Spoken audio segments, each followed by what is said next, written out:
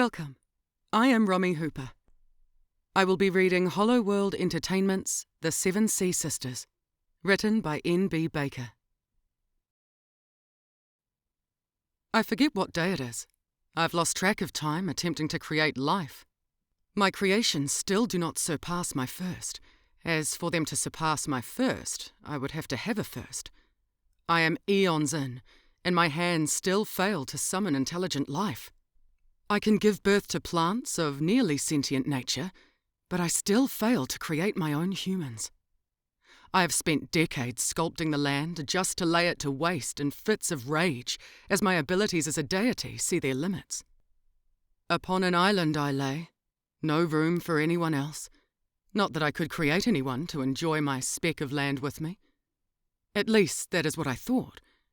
Now, while it was not life I created, I was visited by a deity from Earth. Earth was where my mortal lives lived. It was bizarre seeing one of the gods that crafted my origin planet. They saw me lonely and emotion-filled, crafting just to destroy due to fits of anger, sadness, hopelessness, and soul-crushing loneliness. The deity was gracious and offered me asylum in their universe, where I may rest and watch how they created life. I spent a few lifetimes watching my old lives go by, remembering past events long forgotten. Years went by as I watched their creations grow and develop. I ventured to and from Earth, trying to figure out the secret to craft life. I failed to recall how many times Earth's deity started their world over. Each time, learning how to better appease the people of Earth, learning how to lead humans down a path which leads them to happiness. I want my chance to create a world where I restart over and over, making the perfect life for my inhabitants. I will be patient, as this deity is, and one day I hope to be rewarded with the gift to create life. Time. I fear I am running out of it. Even I have lost count of all the iterations of Earth. I am tired of waiting, living in the shadow of this pretentious deity. They claim to be for the people, but even now, after all I have seen, each Earth has been as vile as the last. Mistake after mistake. Key humans ruining the world, and this so-called deity does nothing but wipe the slate clean and try again, letting their people suffer once more. I visit Earth through different time eras, in different versions, seeking to help, but unable to do any good before the world resets, and my efforts were for nothing. Every version of Earth that arrived, I would wait for one time where I could visit one orphanage. There I would bring pets and tell stories to a small group of girls and make them happy before the cold could take them.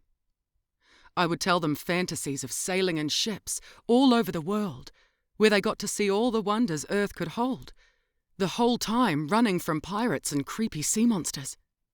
They loved the excitement of monsters and bad men. I tried my hardest to make sure I was not too scary.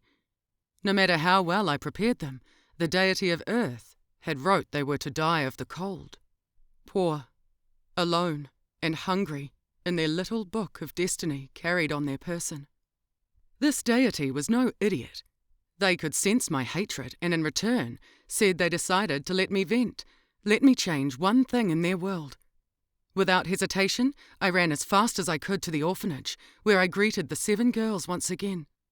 I offered them freedom and a chance to survive in my world. They were elated. They jumped and grabbed what little they had. Hand in hand, I took them to my world. Entire eons had passed in my world, as I left it neglected to watch Earth. I had nothing but a small island and oceans to cover the rest.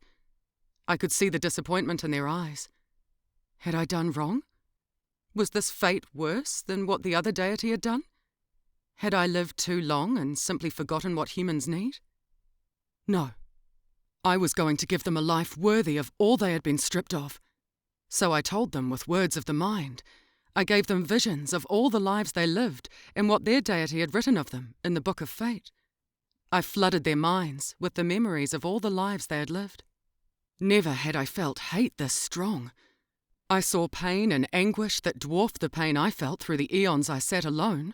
Theirs was true pain. I asked them what they wanted. All 7 stared at me with hate burning in their eyes.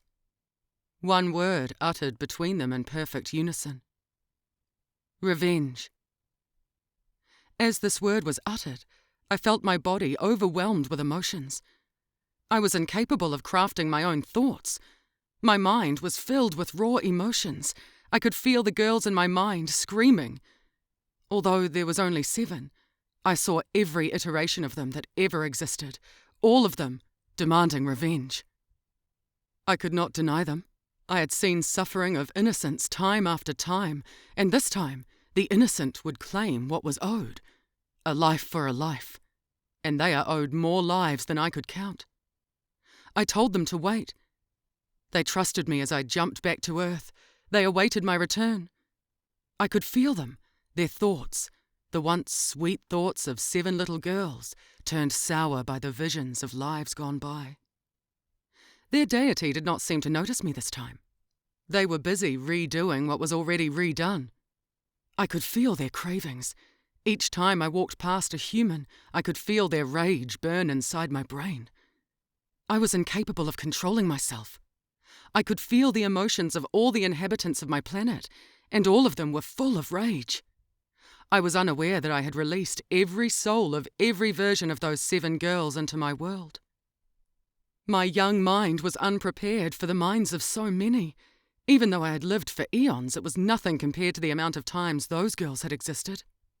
If I counted the versions of Earth where they existed, it would surpass my age by a number I have yet to name. Every time I drew close to one of the humans, I would collapse, as the rage from the 7 brought me to my knees. I could not handle the emotions they were capable of. If I were to handle taking more, I would need a way to harness their emotions, a conduit to channel my emotions through. Although I know what needed to be done, I could not, as I lay crippled by a stew of negative emotions. I flickered in and out of Earth's physical plane.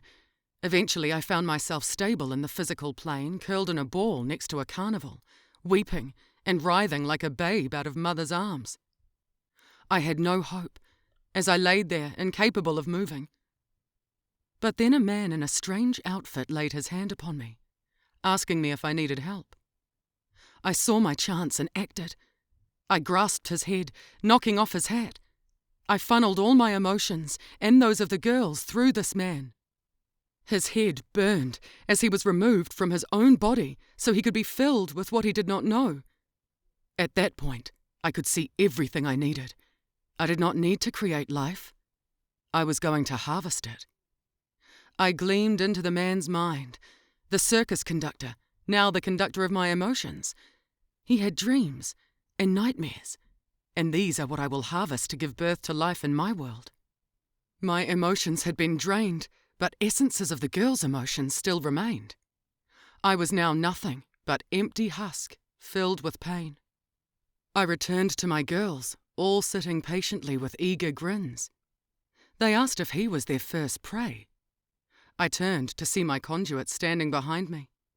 He explained he is now a part of me, so where I go, he follows. I told the girls they would have to wait, for this man was mine, a necessity if we were to burn the lives of others. I told them they would have eternity to roam my world in a boat, like the stories, a group of deadly pirates ready to plunder the lands of all humans I steal to my world. With that, I brought forward 7 mighty vessels, with each a crew for them to control. Not of my creation, but harvested from the nightmares of those on Earth. I tell them that I will give birth to a new world, one with wide oceans for them to rule, and lands for them to plunder, filled with the humans I steal from Earth, tormented by the very nightmares they have each night. I was going to ensure that these girls got what they craved, to show all others from Earth the true meaning of pain. Together, we would rule the world, a world named after the condition of my soul. If you liked this, there will be another one uploaded next week.